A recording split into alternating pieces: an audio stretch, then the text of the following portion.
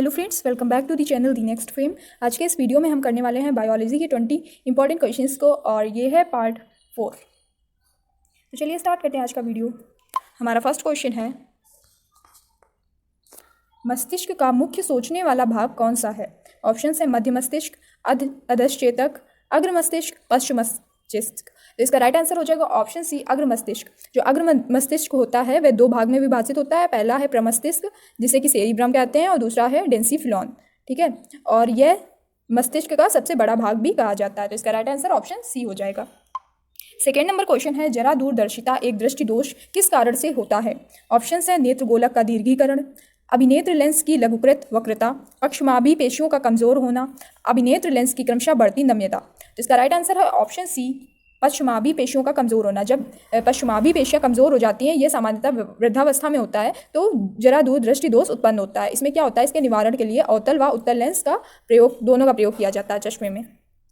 अगला क्वेश्चन है, निम्नलिखित में से कौन सा एक तंत्रिकाओं का भाग नहीं है? ऑप्शन है अक्षतंतु, संयोजी ऊतक, श्वान कोशिकाएं, कोशिका कला। तो इसका राइट आंसर है ऑप्शन बी, संयोजी ऊतक। जो संयोजी ऊतक है वह इनमें से तंत्रिकाओं का भाग नहीं है। अगला क्वेश्चन है, एक विशिष्ट हार्मोन को जिसकी कमी से गलगंड यानी कि गोइटर रोग हो जाता है, संश्लेषित करने के लिए किस अंतःस्रावी ग्रंथि को आयोडीन की आवश्यकता होती है? ऑप्शन है हाइपोथैलेमस, पैंक्रियाज, थाइमस, अवड ग्रंथि या थायराइड ग्रंथि। तो यह जो गलगंड रोग है ये गले से संबंधित है, नेक प्रॉब्लम हो जाती है। इसमें क्या होता है कि थायराइड ग्रंथि से, ये थायराइड ग्रंथि में क्या होती है, आयोडीन की आवश्यकता होती है, उसकी कमी हो जाती है, तो इस वजह से यह रोग हो जाता है। ठीक है, जो थायराइड ग्रंथि है यह ग्रीवा के कंठ भागों में स्थित सबसे बड़ी ग्रंथि है, और यह एक अंतःस्रावी ग्रंथि है। यह BMR को नियंत्रित करती है। BMR बोले तो बेसिक मेटाबॉलिक रेट। चलिए बढ़ते हैं अगले क्वेश्चन की ओर। अगला क्वेश्चन है, निम्नलिखित जल संक्रामक बीमारियों में से कौन सी एक बैक्टीरिया की वजह से नहीं होती? ऑप्शन है हैजा, आंत ज्वर, बैसिलरी पेचिस, यकृत शोथ ए।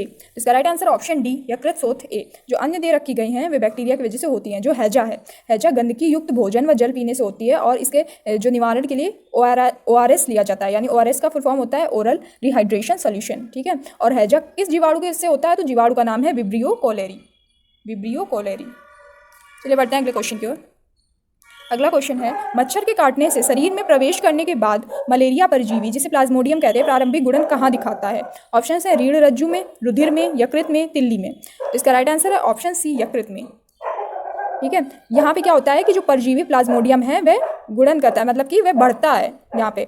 और प्लाज्मोडियम के दो पोषक होते हैं, पहला है मादा एनोफिलीज मच्छर जो कि प्रथम परपोषी है, और दूसरा है मानव। मानव को मध्य या द्वितीय परपोषी कहते हैं। बढ़ते हैं अगले क्वेश्चन की ओर। पोलियो बीमारी किस वजह से होती है? ऑप्शन है जीवाणु, कवक, विषाणु, कृमि।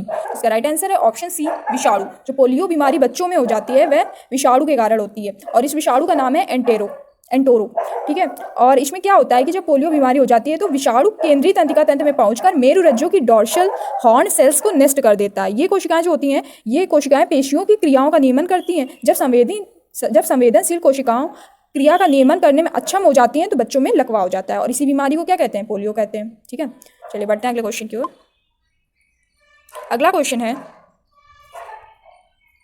निम्नलिखित रोगों पर विचार कीजिए। ऑप्शन है कॉलेरा, यक्ष्मा, फाइलेरिया, टाइफाइड। उपयुक्त में से कौन से जीवाणु के कारण होते हैं? इसमें से कौन कौन से जीवाणु से होते हैं ये हमें बताना है। तो फर्स्ट दे रखा है कॉलेरा। कॉलेरा रोग भी जीवाणु से होता है, जीवाणु से फैलता है। दूसरा यक्ष्मा, यक्ष्मा बोले तो TB, ये भी जीवाणु से होता है। फाइलेरिया, जो फाइलेरिया रोग है ये जीवाणु से नहीं होता है। ठीक है, चौथा है टाइफाइड। तो टाइफाइड जीवाणु से होता है। तो 1, 2 और 4 यानी कि ऑप्शन डी इसका राइट आंसर हो जाएगा। जो फाइलेरिया है वे हेलमिंथिक डिसीज है एक प्रकार की। इसमें क्या होता है, यह किसके द्वारा स्थानांतरित होती है? तो मच्छर की क्यूलैक्स जाति द्वारा स्थानांतरित होती है। इसमें क्या होता है कि जो लेग्स होती हैं उसमें सूजन आ जाती है एवं पैर में सूजन आ जाती है। ठीक है, चलिए बढ़ते हैं अगले क्वेश्चन की ओर। अगला क्वेश्चन है,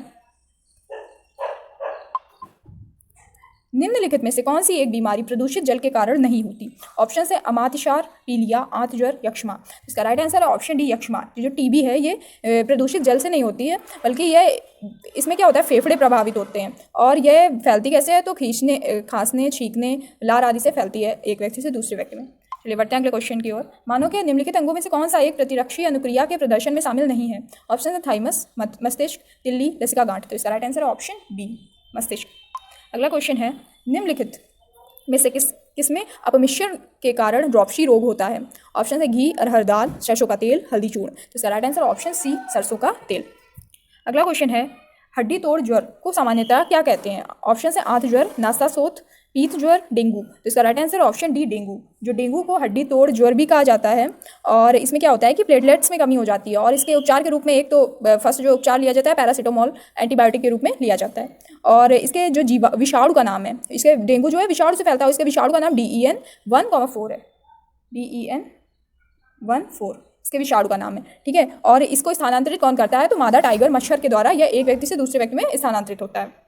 अगला क्वेश्चन है निम्नलिखित में से कौन सा एक यौन संचारित रोग नहीं है? ऑप्शन है syphilis, gonorrhoea, scurvy, hepatitis B. इसका right answer option C scurvy. Scurvy जो है ये विटामिन सी की कमी से हो जाता है। इसमें क्या होता है कि जो हमारे टीथ मसूड़े हैं उसे ब्लड आने लगता है और दांत कमजोर हो जाते हैं, तो वो स्कर्वी रोग होता है। ये विटामिन सी की कमी से हो जाता है और इसके विटामिन सी की यदि कमी हो जाती है बॉडी में तो खट्टे फल खाने चाहिए, टमाटर का सेवन करना चाहिए, हरी सब्जियों का सेवन करना चाहिए इत्यादि, ठीक है। और जो बाकी 3 दे रखे गए हैं सिफिलिस, गोनोरिया और हेपेटाइटिस बी, ये आनुवांशिक रोग हैं। चलिए बढ़ते हैं अगले क्वेश्चन की ओर। कुष्ठ रोग किसके कारण होता है? विषाणु, जीवाणु, प्रोटोजोआ, मीथेन। तो इसका राइट आंसर ऑप्शन बी जीवाणु। जो कुष्ठ रोग है वह जीवाणु से होता है और इसके जो बैक्टीरिया का नाम है वो है माइकोबैक्टीरियम लेप्री। चलिए बढ़ते हैं अगले क्वेश्चन की ओर। अगला क्वेश्चन है निम्नलिखित में से कौन सा एक मानव शरीर में मलेरिया परजीवी प्लाज्मोडियम के लिए क्रिया का स्थान नहीं है? यकृत, वृक्क, लाल रुधिर कोशिका, मस्तिष्क। तो इसका राइट आंसर ऑप्शन बी वृक्क।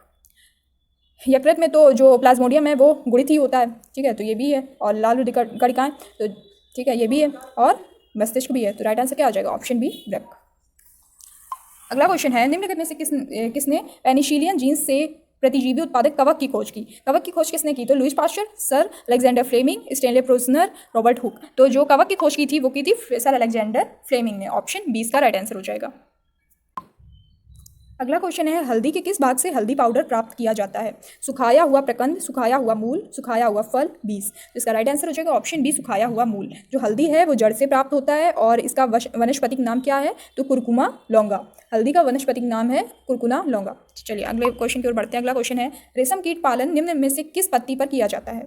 शहतूत, अरंडी, ओक, टीक। तो इसका राइट आंसर है ऑप्शन ए सहतूत। जो रेशम उत्पादन में भारत का स्थान है वो 5वां है, ठीक है। और जो रेशम कीट जो उत्पादन कौन करता है? तो लार्वा करता है। लार्वा को इंग्लिश में कहते हैं कैटरपिलर। निम्नलिखित में से कौन सा एक कागज विनिर्माण उद्योग में उपयोगी होता है? ऑप्शन है रेशेदार पादप, आर्किड, अपुष्पी पादप, उच्च तुंगता में उगने वाले पादप। तो इसका राइट आंसर है ऑप्शन ए पादप, ठीक है। ऑप्शन ए पादप, रेशेदार पादप। विश्व का 97% जो कागज है वो लकड़ी के पल्प से ही बनाया जाता है।